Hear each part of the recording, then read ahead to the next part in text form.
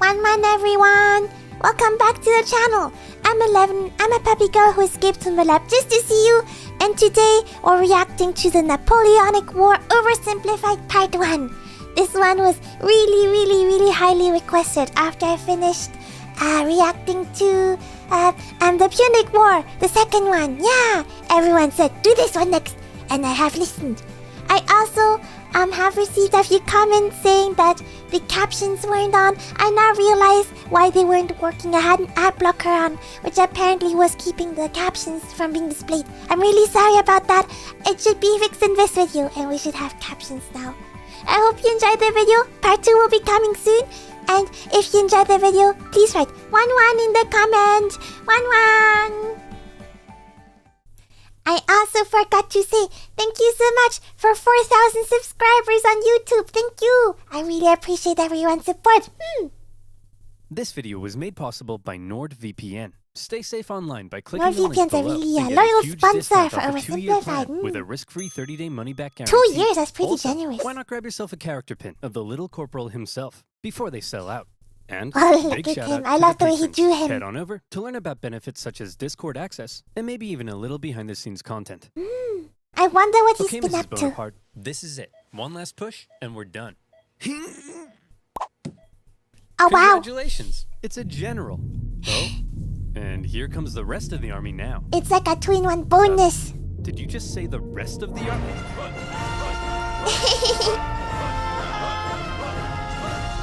I don't know why they bother with like sex ed in school. If you try not preach abstinence, you show them this clip. That would put you out forever.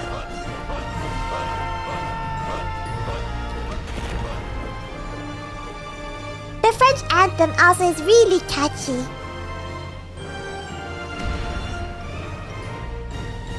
The Marseillaise has no right being as History is catchy as full this. of great conquerors, many with very impressive origin stories. For example, Alexander the Great was the son of a Wait, does he have a video about Alexander the Great? I'd like to learn more about him too. king. Julius Caesar came from an aristocratic family that descended from a goddess. Great conquerors Dang. don't usually come from relatively insignificant families living on impoverished islands. But as it just so happens, that is where our story Corsica. begins. In the early 18th century, the island of Corsica was a part of the Republic of Genoa until one day Corsica said, hey, we're declaring independence and it's probably not worth your time to try and stop us. So Genoa said, you're right, it isn't worth our time. Hey friends, you want— I mean, it's also kind of like pretty far away. And what even is on Corsica? I mean, it's lovely. It's lovely to visit, but I don't know in terms of natural resources what it really has. by this island? And France said, sure thing. And thus, Corsica became France, just in time for Napoleon to be born French. Many Corsicans didn't appreciate their new conquerors, Like however, and from an munches. early age, Napoleon developed some fairly anti-French sentiments. Napoleon's dad, however, quickly embraced his new French overlords, which created some tension between dad and son.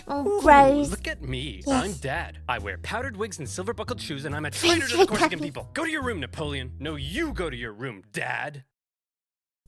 Okay. On the other hand, Napoleon adored his mother, who was definitely the disciplinarian of the family. And Oh my god, he's gonna have mommy issues, isn't he? even though she would punish Napoleon severely, he kind of respected that. But Napoleon's parents wanted the best for their family. And since they were of very minor nobility, they were able to have Napoleon sent off to the Shining Lights and Hold on, I wanna see all the buildings family. that they were And since they showing. were of very minor nobility, they were able to have I fell law firm. Our aim is not to lose. Beyond belief, Chisto. Ola latte. Oh crap. Wait, there's a gigantic rat underneath my head. Hold on. Look at this gigantic rat. I mean, in Paris, that is about the size. They're not wrong about that. have Napoleon sent off to the shining lights and rat-infested sewage puddles of the big city. Napoleon went to military school in France. Okay, Napoleon, why don't you introduce yourself to your new classmates? Well, I'm Napoleon, and I hate all of you. Your farts smell like cheese, you can't pronounce the letter R, all you do is go on strike, and you call eggs oofs like a bunch of big dumb idiot dingleberries. Okay. Thanks, Wow. Napoleon. I hope he was saying that in a language they don't understand. I hope you like being bullied. And bullied, he was. They picked on him for his Corsican accent, his family's lack of wealth. I and it don't actually probably didn't know help that he also how different Corsican is from French. They speak French nowadays, right? I think Corsican might be a very small minority, one of those disappearing He languages. had a bit of a chip on his shoulder, but he could hold his own, and At on an Welsh. average day, might be found dishing out ratatouille sandwiches for breakfast. He spent much of his time alone, and he loved reading about the great conquerors of history. He learned about Julius Caesar, and he wondered if one day he too might have a pizza franchise named after him.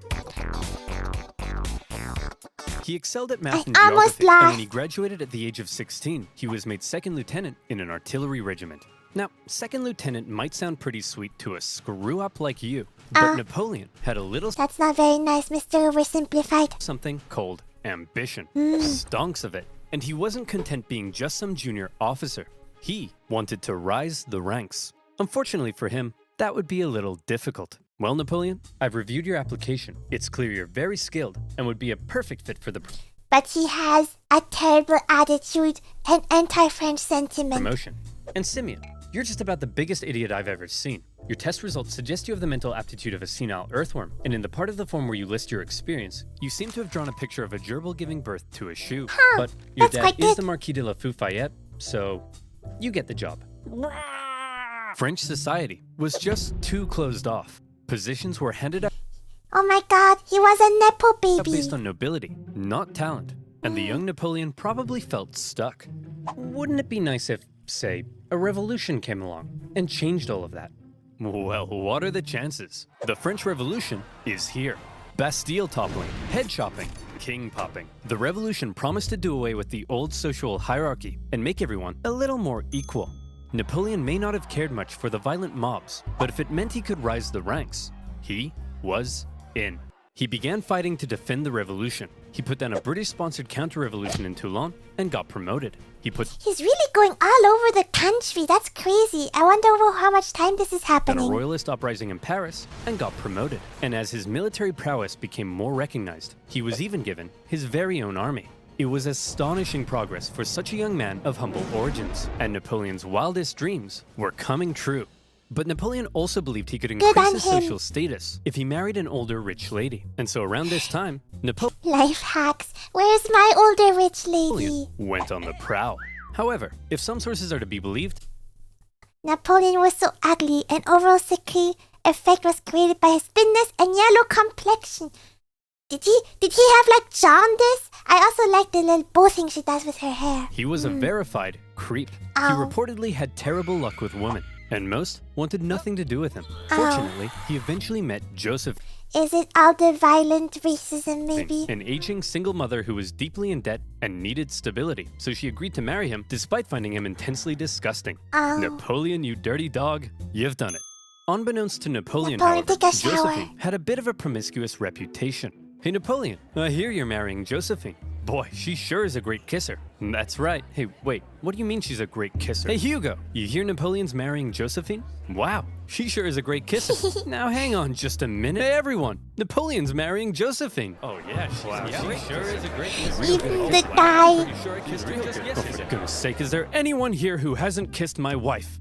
Yeah, you. That As don't- Napoleon fell madly in love with his new wife, Aw. she fell madly in love with a man named Hippolyte. It wouldn't be long, however, before Napoleon would leave home and go to war, because while France was having its revolution, tensions in Europe were rising. Hey Austria, you'll never guess what we just did. What's that, France? Wow, Austria. Was that Austria-Hungary? Because this is way too big to be Austria. And also not the shape of Got Austria. 2 words for you. Revolution. We totally just socked it to our monarchy. What? Dude, the rest of us are monarchies. Yeah. Is this the time of Habsburg? You've just totally threatened the balance of power in Europe. Now we have to worry about our stinky peasants rising up against us. I mean, holy hell, your queen is... Okay, France, this is pretty awkward. And the rest of Europe is probably itching to give you a wedgie. But you're not ready for a war yet. So you gotta be cool, man. It's absolutely crucial that you say something to defuse the situation Oh, right no. now. Oh, no. Preposterous. I declare war. Ow. Didn't diffuse anything, did you, France?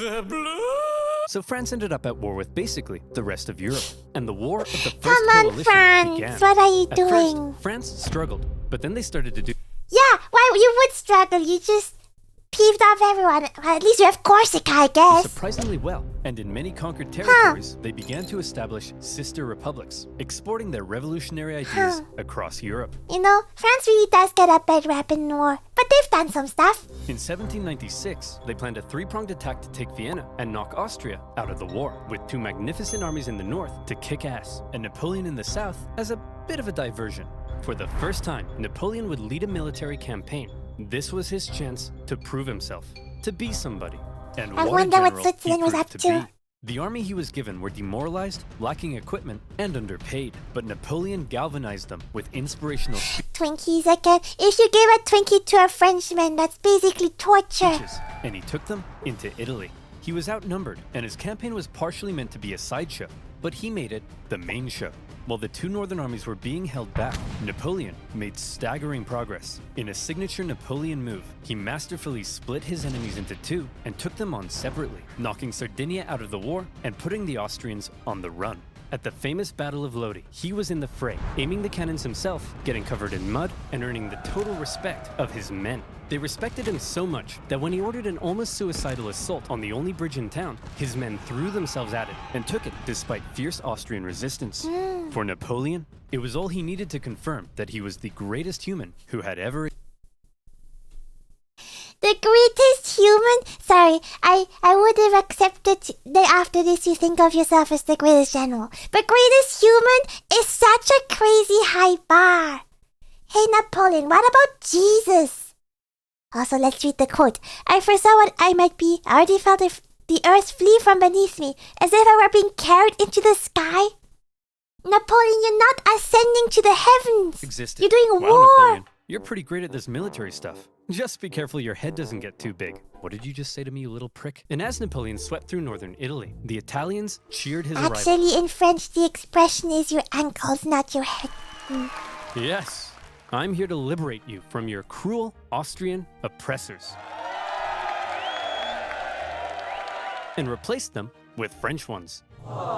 Napoleon plundered as he went, sending riches back to France to help its economy, but also paying his men the first real money they'd seen in years. The Pope had been supporting the Austrians. You know, with all this war and plundering, it does kind of seem like the countries are passing the same $5 back and forth. So Napoleon briefly went to go give him a slap, and as he began to approach Vienna, the exhausted Austrians were forced to make peace, with Napoleon overseeing negotiations himself. He had just single-handedly knocked Austria out of the war. And by the way, he was only 28, so maybe it's about time you moved out of your dad's attic. In the Italian territories he had conquered, Napoleon That just aged a lot of commenters. established new French sister republics, even writing constitutions and organizing governments himself, not something a general generally does. When he got back to France, he was hailed as a hero, and the extremely unpopular government were concerned he might get some power-hungry ideas, so they agreed he should go far away from France to Egypt, where he could maybe undermine British access to India. Napoleon was eager to win more glory, so he brought with him a team of scholars, and he was like, whoa, it's a freaky man-cat. Whoa, it's a big stick. Whoa, it's an ugly horse. Whoa, it's a stumpy little manlet. Hey, I'm actually average height for the time. Oh, poor But then British Admiral Napoleon. Nelson came down and wrecked his fleet, and an Anglo-Ottoman force defeated him at Acre, so Napoleon abandoned his men and went back to France. His campaign in Abandoning your man's terrible. That can't help with the respect. Egypt hadn't gone quite as planned. But one thing you should know about Napoleon was that he was a skilled propagandist. He published his own newspapers that sometimes exaggerated his achievements, and even commissioned paintings that generally made him look cool. So when he returned to Paris, he was yet again hailed as a hero, and he began to get some power-hungry ideas. I guess we didn't have Twitter back then, and news wouldn't spread. You could just say about anything. I remember when he died, people didn't know that he had died. First, however, he had a bit of a problem to deal with. See, he had learned something shocking about his dear wife. Really, Josephine? This guy? I'm just as tall as him. I'm sorry, I swear. Now that you're becoming famous, I'll never do it again. Make sure you don't. She's I'd totally never gonna stoop so do it low as to again. cheat on you. Now, if you'll excuse me, I'll be in this room consulting my generals for the next 30 minutes. And by consulting, I mean boinking. By my generals, I mean this woman. And by 30 minutes, I mean 2 seconds. True story? How do they know? Who who corroborated the source, like the disgruntled wife. I feel like she might not be the most trustworthy source of historical His information. wife. Napoleon was then approached by a very influential politician who said he had an idea. He wanted to stage a coup against the deeply unpopular government and needed the extremely popular Napoleon's help. And Napoleon thought that was just the darn tootinest idea. The plan was to trap the government and convince them to voluntarily give up their power. And here's how they did it. Hey guys, oh my gosh, quick! There's a dangerous Jacobin plot to overthrow you, which we definitely aren't just making up. Better get inside this cage so we can protect you. Okay. Gentlemen, we got him. That seems pretty In straightforward. this case, the cage was an isolated palace outside of Paris, with no one around but Napoleon and his army. With the government inside, Napoleon then entered, and a pretty chaotic event ensued, during which the government didn't seem entirely sure what was going on. Oh. I guess they didn't get the memo. You gotta make it clear when it's a coup. Napoleon's men didn't seem entirely sure what was going on, and Napoleon himself didn't seem entirely sure what was going on. But thankfully, Napoleon's brother Lucien, president of the lower house, managed to regain control, and the remaining councilmen were intimidated into creating a new constitution. And thus, a new government was formed. He really This time, botched with that. 3 consuls in charge. But after Napoleon did some rewriting, in the end, there was really only one man in charge, the first consul, him. And over the next few years, he worked to consolidate even more power, and essentially became a dictator in total control of France. And by the way, he was only 30, so maybe it's about time you washed your disgusting bedsheets.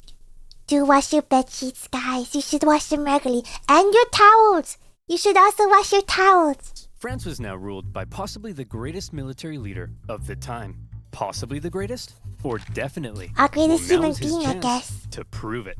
See, back when Napoleon was still in Egypt, being Indiana Jones. Back home, France was in France, being France. They had conquered even more territory, and they were like, hey Piedmont, you get revolutionary ideals. Hey Switzerland, you get revolutionary ideals. And Rome, you get revolutionary ideals. Everybody gets revolutionary oh hey guys, nice sledgehammers. And Naples, very cool nail gun. You guys here to get some revolutionary ideas? Oh As France was no! It's like that image from JoJo where they're all kicking this guy. still spreading the revolution, and with Napoleon busy in Egypt, the European powers felt the time was right for round 2, and the war of the Second Coalition began. And this time, their big bad boy buddy Russia was here to bang some French boys back to Bordeaux. And bang them, they did. France got blasted. But then Russia pulled out after stalling in Switzerland, and now that Napoleon was in charge of the country, he was ready to start blasting right back. He took command of the Army of the Reserve, and he brought the fight to the Austrians. Now, there are many traits that made Napoleon a great military leader. I already mentioned one of them, how he was one of the boys and commanded the total loyalty of his men. But now we see a second He's also great at propaganda. And they were saying he's good at like splitting armies. reason, the element of surprise. In 1800, You Napoleon know, moved to it Geneva. all sounds and- really similar to the Hannibal video. I feel like maybe warfare at the time was not that complicated when you oversimplified massively. It looked like he was probably going to take on the Austrian forces in Germany. There's no way he'd be crazy enough to move his entire army south through the Alps as a surprise attack It's on the always Austrians the Alps, besieging man. Genoa. It's always the Alps. Napoleon's moving his entire army south through the Alps as a surprise attack on the Austrians besieging Genoa. Napoleon's crossing of the Alps is legendary, and you may have seen one of the most famous paintings of the general, popping a sick wheelie on his majestic stallion, surrounded by dangerous mountain terrain. Of course, in real life, he made the crossing on a depressed mule, but that's not as cool. When he emerged in Italy, the Austrians expected him to come break their siege, but Napoleon went for their supply line near Milan, forcing the Austrians to meet Napoleon head-on at the famous Battle of Marengo. The Austrians initially clobbered the outnumbered French, and they were like, hooray, we won. But then a few hours later, Napoleon showed up again with an even bigger army, and he clobbered them right back. Where did he Holy cow. get those people from? This tiny little fun-sized French guy is running rings around us. Hey! I'm average height for the time, you jerk! Then, after General Moreau's victory at Hohenlinden, Vienna was exposed, and the Austrians again sued for peace. Just like the War of the First Coalition, the Second Coalition ended in another French victory. But in many ways, they both felt more like Napoleon victories. Only the UK remained at war with Napoleon, and they were using their powerful navy to blockade French ports and were even seizing the cargoes of neutral ships. Obviously, everyone else got pretty pissed off that the British were interfering with their trade, so in response, they formed a league, and they embargoed the UK right back. sorry. Armed neutrality just seems like such an oxymoron. Neutral countries protecting their own interests? That's offensive. So Britain went to Copenhagen and blew a bunch of stuff up, and the League disbanded. But because the UK's economy was pretty bust, they decided to sign a treaty with France in 1802. For the first time in a long time, Europe was at peace. Probably not for very long, knowing Europe. We just love beefing with each other. Congratulations, sire. You've achieved peace. Yes, Pierre, but not for long. I still don't trust those dirty Brits. Did you hear they've been calling me the Bony Man? The What does that Bony even Man? mean? Keep an eye on them, would you? I can't, sire. Why not? Because they use NordVPN. Oh. How would you You like know to what? Normally I can see the ad coming, but this one was spend sneaky. 12 hours a day on your favorite website ever without the fear of your data being stolen? Then you need NordVPN. NordVPN has thousands of secure servers in 59 countries, allowing you to safely surf the net at the fastest possible speed, while staying away from online threats, thanks to the anti-malware tool, CyberSec. NordVPN comes with a 30-day money-back guarantee, and now you can take advantage of their new password manager, NordPass, and new encrypted cloud storage solution, NordLocker.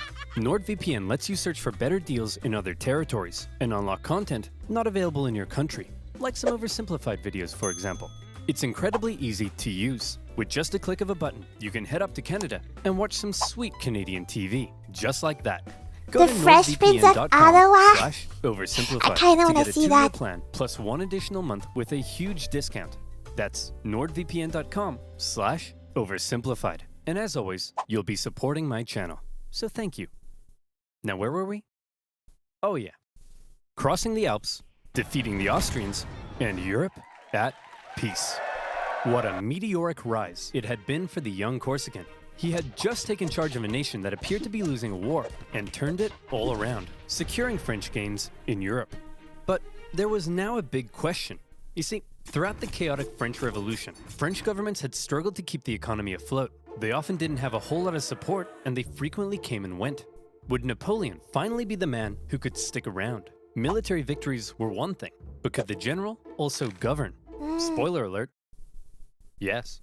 He's been pretty involved in politics. I mean, he staged an entire coup. So, and wasn't his brother like something of the Lord government? So he has a foot in the The door. economy's crumbling? Well, then why don't you have yourself a new national bank, currency reform, and improve taxation and welfare systems? The legal system is an incoherent mess? Well, then why don't we nicely wrap all those civil laws up into one new centralized legal code? Corrupt government officials? Throw them in the trash. Bad infrastructure? Throw it in the trash. Women's rights? Throw them in the trash. Wait, Oh. really? Well, yeah, unfortunately, while Napoleon was building on the equality of the revolution, he also largely scaled back rights for certain groups, and husbands had full legal control over their wives. Do you think it's maybe because he was still mad at his wife cheating on him?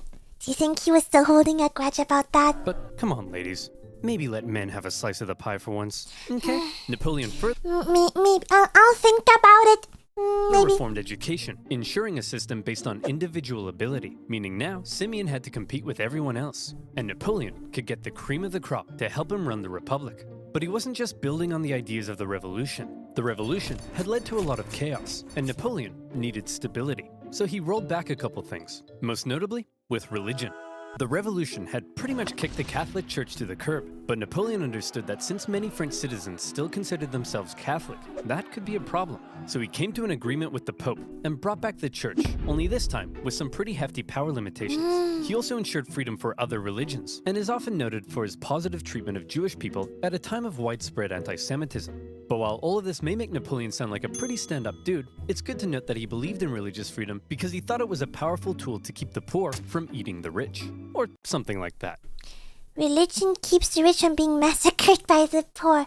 I feel like a lot of these equality measures often have, second, more self-serving motives. Like when Charles de Gaulle,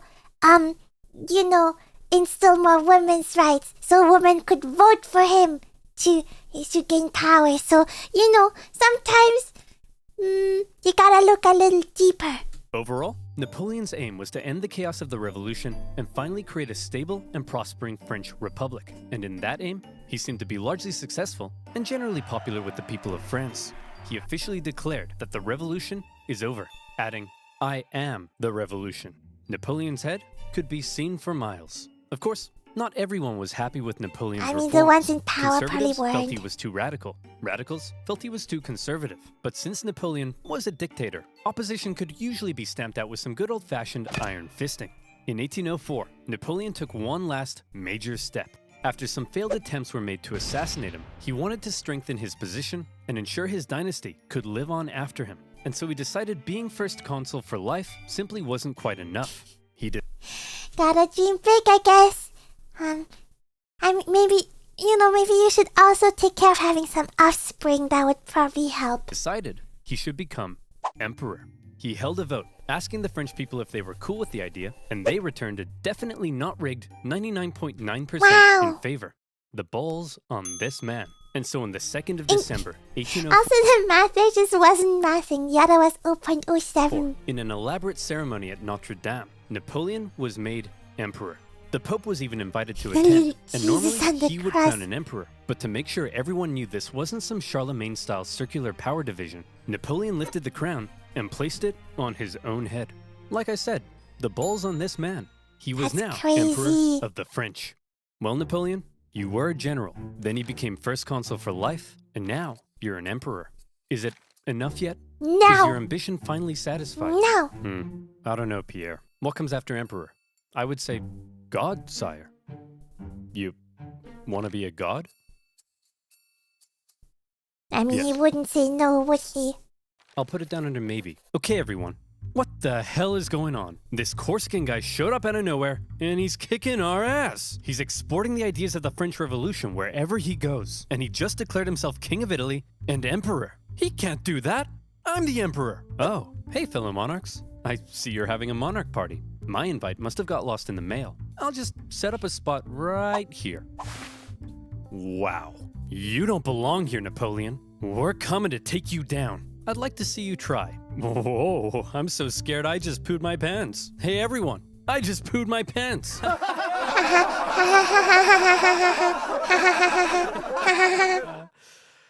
No, but I did just poo my pants. Before Napoleon had even declared Austria. himself emperor, the British had already Nasty. redeclared war on France because both sides had been violating their previous treaty. Napoleon immediately occupied Hanover and then began making plans for a great British invasion, partially paid for by selling a huge Great British invasion. It's not quite the same vibe as the Great British Bake chunk Off. of land to the United States. Oh, Napoleon gathered Louisiana. his army Oh, along the I English see. Channel. But here was the problem.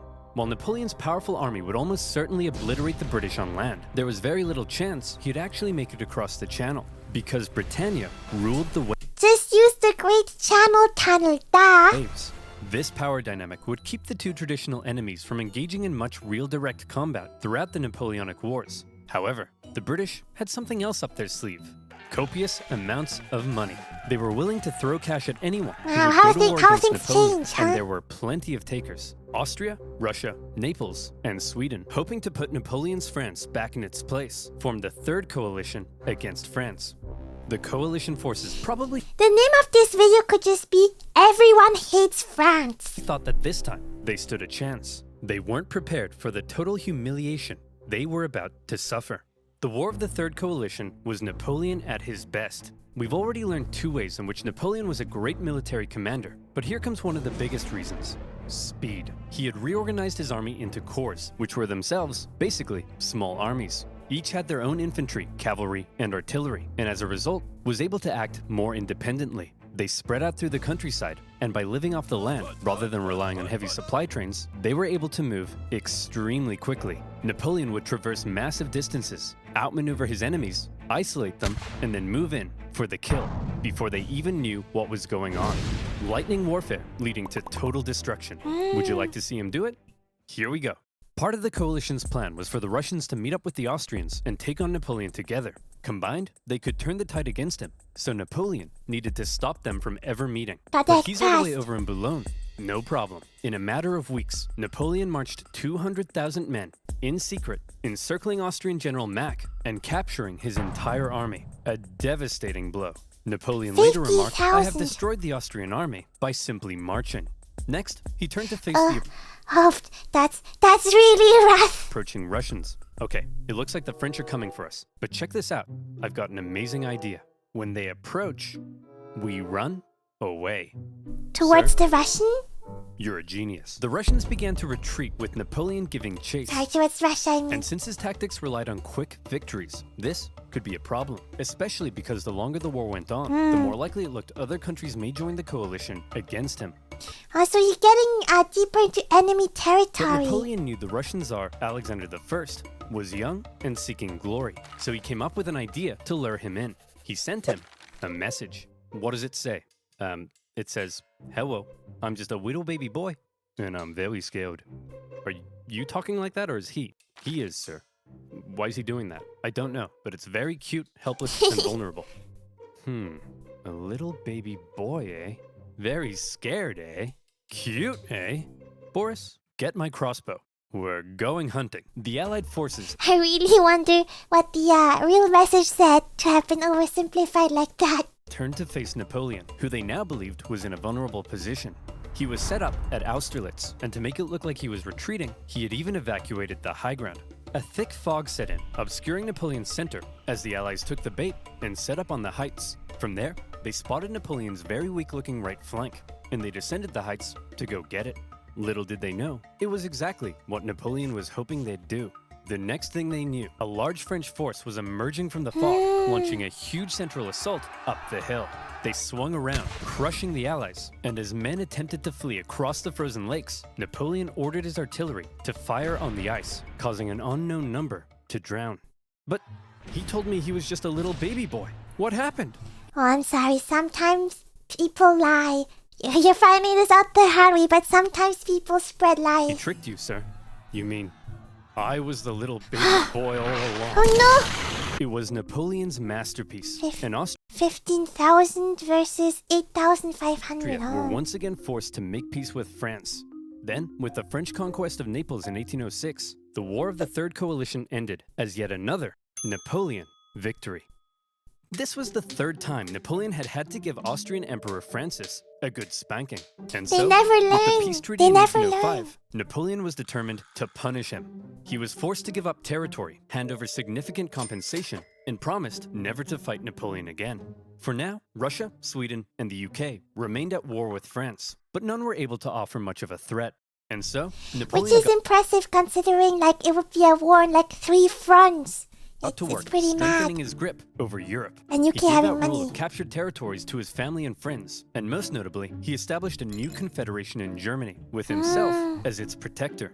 Seeing his influence in Germany being wiped away, Emperor Francis acknowledged reality and officially dissolved the Holy Roman Empire, an entity that had existed for over 1,000 years. Yeah, the But it Holy wasn't Roman all Empire was really Good old. news for Napoleon. For one thing, Spain had earlier allied with France in 1804 because the British just couldn't help themselves from blowing up Spanish ships, and Napoleon hoped a combined French-Spanish fleet would eventually be able to invade England. Unfortunately, he received word that British Admiral Nelson had engaged his fleet at Trafalgar. Oh, that's really Normally, far naval away. battles looked like this, but in this case, Nelson did this. Was it because he was an idiot? No, it's because he was a genius. I mean, the British are good at sea warfare, but the Spanish are pretty good too. The Spanish Armada's known to be good at sea He warfare. successfully punched through the Franco-Spanish line and unleashed hell. His victory ensured British control of the sea, and his death during the battle made him a legend. Napoleon's hopes for a future British invasion were gone. But not just that. Napoleon was also hoping to secure peace on the continent, but that wasn't looking likely because the Prussian king was under pressure from his wife. Frederick, he's established a confederation in our turf, and he told us he'd give us Hanover, but then offered it to the British. You have to declare war on him. What is it with you and war? What is it with you and being a cupcake? Go to war! Okay. In October 1806, Prussia, with Happy its wife, famed happy military life, tradition, question mark? joined the coalition and declared war, beginning the War of the Fourth Coalition. Unfortunately, Prussian King Frederick William III wasn't the smartest That's tool in the really shed. funny. Look at him over there, being all French. Makes me sick. Boys, we'll get him this time. But here's the thing. This time, we have to stick together. They're not gonna stick together, are they? Do not under any circumstances face Napoleon by yourself. You all saw what happened to Austria. He's gonna do it by himself. Hey, where'd Fred go? Hey, you jerk. Think you're some kind of big shot? Huh? Wanna tangle with Fred? You don't got the cojones. We're screwed. Without consulting its allies, Prussia had gone ahead and sent Napoleon an no. ultimatum, demanding he move all his forces out of Germany. Now, some of you watching this video probably can't even wipe your own bum yet, but even you know. Wait, are we meant to be 30 or like 5? Make up your mind, Mr. Oversimplified. You don't just send Napoleon an ultimatum. Obviously, Napoleon went in for the kill. Prussia's army was quite outdated, so when they met Napoleon at the twin battles of Jena and Auerstedt, it wasn't even close. Even Marshal Davout's heavily outnumbered corps at Auerstedt sent the Prussians running, and Napoleon carried out a ruthless pursuit of his fleeing enemy, taking Berlin and within a single month decimating the Prussian forces. Frederick William and the remnants of his army moved to the east. At this point, Napoleon's forces were pretty tired. Winter had come, and conditions were miserable. He anticipated both sides would settle into winter quarters, but Russia decided to try their hand at an unexpected winter. I guess Russia, out of all of them, would be best equipped to deal with winter. They have much worse than Germany has. Attack. A series of brutal battles followed that took a heavy toll on both sides, including the vicious Battle of Eylau, fought in blizzard conditions. Men froze to death, and many deserted. The Russian artillery tore the French to shreds, and Napoleon himself was momentarily under risk of being captured. In the end, the French army was saved thanks to a legendary cavalry charge by Napoleon's flamboyant cavalry commander, Murat. After the horror inflicted on both sides, they decided it might be a good idea not to do any more fighting until after winter. Then, after winter came, and the fighting continued. The Russians were pushed back to Friedland, where Russian General Bennigsen made a bit of a blunder by positioning himself with the Aller River to his back. I guess you can't retreat there. Artillery were able to pin the Russians between the river and their concentrated gunfire, a major element in Napoleon's fighting style, and many Russians drowned as they tried to escape. Yeah, we've seen that happen War before. Of the Fourth Coalition. Victory, Napoleon. That's kinda crazy. 4 victories is mad. I know a fair amount about Napoleon, but actually a lot of what happens after this point and not about how exactly those coalition wars are fought. So this is really interesting. I'm really excited for the second part. And I see why people were saying to watch the Hannibal, this one after the Hannibal videos.